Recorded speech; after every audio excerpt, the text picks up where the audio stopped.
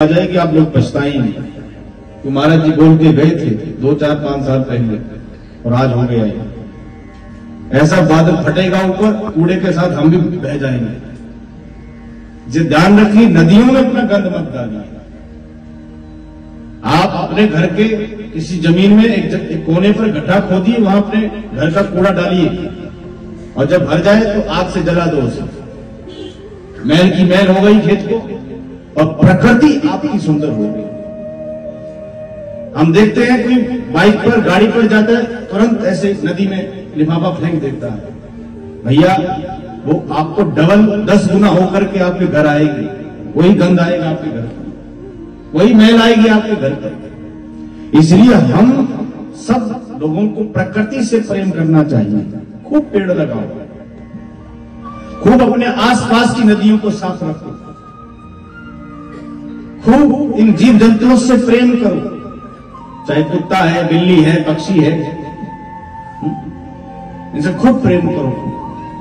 जितना हम लोग प्रकृति से जुड़ेंगे उतनी प्रकृति हम सब जीवों पर मेहरबान होगी, उतनी हम सब जीवों पर प्रकृति कृपा करेगी। क्योंकि इस प्रकृति के बिना शिव भी शव है।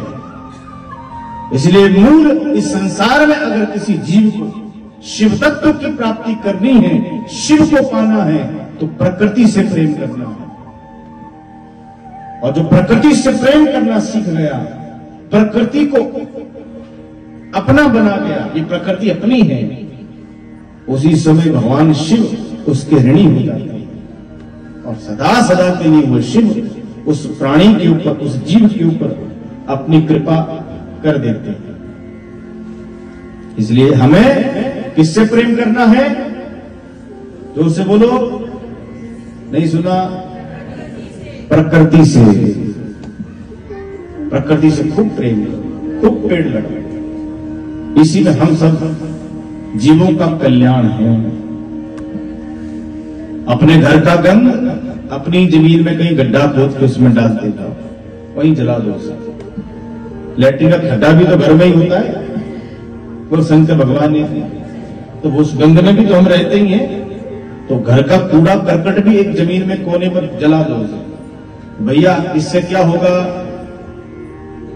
आपका वातावरण शुद्ध हो जाएगा, इसकी नदियां फिर से भर जाएंगी, खूब जल आएगा, खूब पेड़ पौधे आएंगे, खूब आपके घर में अन्न शुद्ध होगा, खूब आपके घर में फल शुद्ध होंगे, सब्जी शुद्ध होगी, सब केमिकल हो जाएगा। बोल शंकर भगवान।